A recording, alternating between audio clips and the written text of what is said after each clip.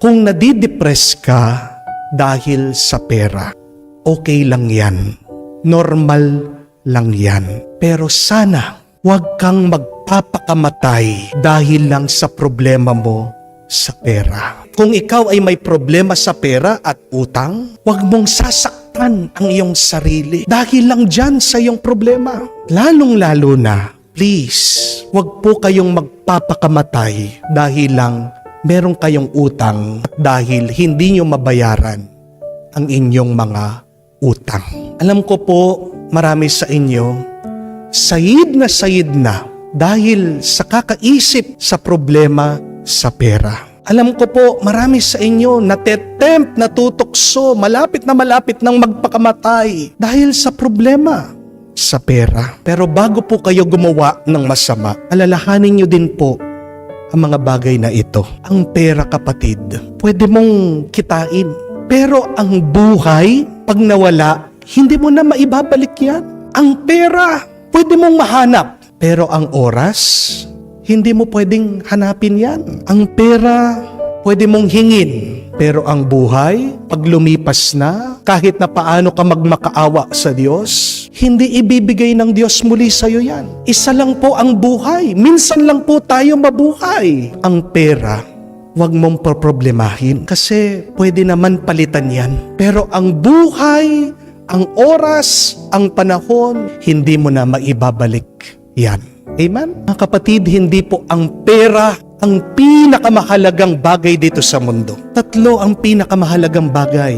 Una, ang buhay mo.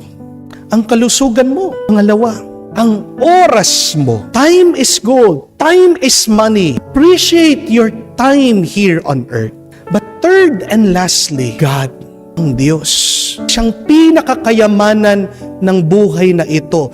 Umiiral ka, nabubuhay ka, humihinga ka dahil sa Diyos. Hindi dahil sa sarili mo. Nagising ka kanina, nandyan ka, nakatayo ka, nagpapatuloy ka dahil sa Diyos. Kaya nga po nauunawaan yan ni Lazaro ang mahirap sa nabasa nating kwento. Sobrang hirap po ni Lazaro. Tingnan niyo po, wala siyang makain. Namumulot lang siya doon sa nahuhulog sa lamesa ng mayaman. Napakarami daw po niyang sugat. Dinidilaan pa ang mga sugat niya ng mga aso. Wala siyang matirahan.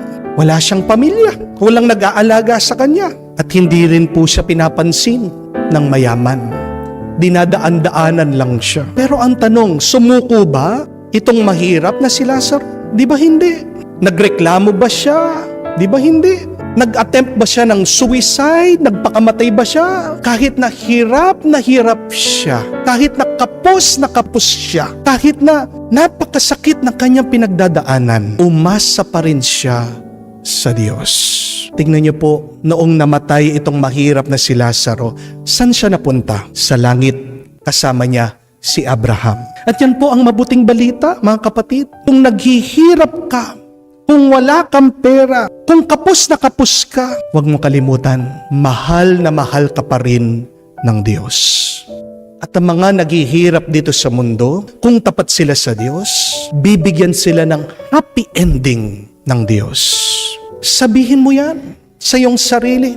Yan ang iyong ipagdasal. May happy ending ang aking kwento. Hindi magtatapos ang aking buhay sa luha, sa pagdurusa, sa bigat. Kung naghihirap ka dito sa mundo, umasa ka, manalig ka sa Diyos, may hinahandang magandang katapusan ang Diyos para sa iyo. Kaya tandaan mo, hindi ibig sabihin wala kang pera na hindi ka mahal ng Diyos. Hindi ibig sabihin na baon ka sa utang, na masama ka ng tao.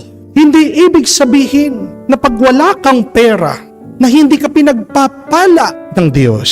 Ano ang sinabi ni Jesus? Ano ang turo niya doon sa Beatitudes? Blessed are the poor, for theirs is the kingdom of God. Mapalad ang mga mahihirap, sa kanila ang kaharian ng Diyos.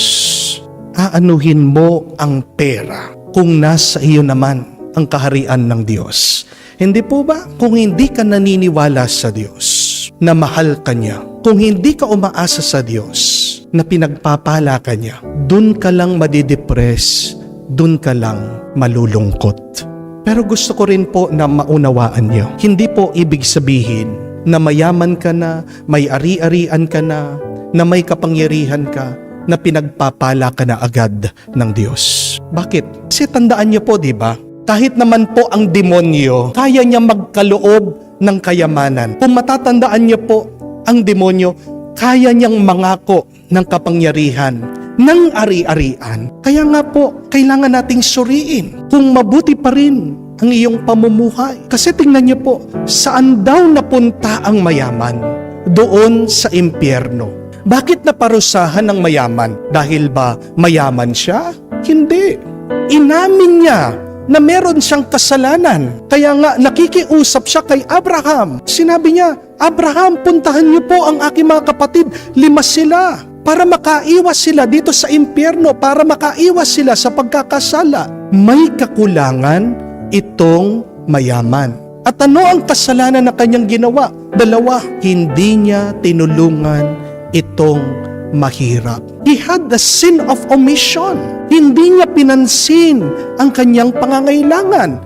Meron siyang maitutulong, sobra-sobra ang kanyang kayamanan, nagdadamit daw siya ng magara, umaapaw yung pagkain sa kanyang lamesa, pero kahit na konting tulong, hindi man niya maiabot doon sa mahirap na si Lazaro. That is his first sin. He forgot to help the weak, the needy.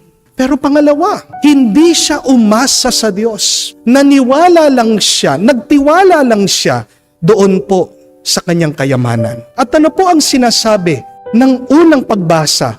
Napakaganda, na mapalad ang mga taong naniniwala, umaasa sa Diyos. Parang silang mga puno na malapit sa batis. Sabi ni Propeta Jeremias, hindi nag-aalala ang puno na matuyo dahil siya ay nakakakuha ng sustansya. Pero kawawa ang mga tao na umaasa lang daw sa kanilang kapwa-tao. Mga kapatid, kailangan nating tanungin ang ating sarili. Kailangan tayong maging totoo, maging tapat. Sino ba talaga ang ating inaasahan? Kanino ba tayo talaga naniniwala? Do we really believe in God? Sabi nga po ni San Juan ng Cruz, kailangan tayong mag-ingat, kailangan tayong matakot, huwag kang agad-agad na magalak at matuwa pag ikaw ay hindi nakakaranas ng mga paghihirap, pag ikaw ay napupuno ng kayamanan, ari-arian sa iyong buhay. Bakit? Dahil yan ay ginagamit daw ng demonyo para malayo ka sa presensya ng Diyos. Pag ikaw ay napupuno ng kayamanan, pag ikaw ay namumuhay na marangya, yan po ay ginagamit na tukso ng demonyo. Please understand this. When you are being lifted up by God, please remain humble. When God blesses you with success, please remain ever thankful to the Lord. Because God's blessing to our life is also His testing. Pag pinagpapala ka ng Diyos, sinusubukan ka din niya, gaano ba katapat itong taong ito sa akin? Mga kapatid, pag dahil sa mga pagpapala ng Diyos sa iyo, yan ang nagiging dahilan ng iyong paglayo sa Kanya. Tandaan niyo po, ang Diyos ang nagbigay, ang Diyos din kaya niyang bawiin yung binigay sa iyo. Mag-ingat po tayo, pero mag-ingat din kayo. Pag kayo ay dumadaan sa mga pagsubok, pag para bang ikaw ay binababa ng Diyos, pag walang tigil ang mga problema sa iyong buhay, mag-ingat ka na huwag ka sanang mawalan ng pag-asa. Remember that when you climb up in life, please beware of pride. And when you go down in your life, please beware of despair. Lahat ng ating natatanggap sa buhay natin ay pagsubok galing sa Diyos. Ikaw man ay makatanggap ng sobra-sobra, huwag kang tumigil na magpuri sa Diyos. Ikaw man ay kawalan, manatili kang manalig sa Diyos. Mga kapatid, kung naniniwala ka at umaasa sa Diyos, tandaan mo, may buhay ka. Kung naghihirap ka, umapit ka pa rin sa Kanya. At kung pinagpapala ka, dagdagan mo pa ang iyong pasasalamat sa Kanya.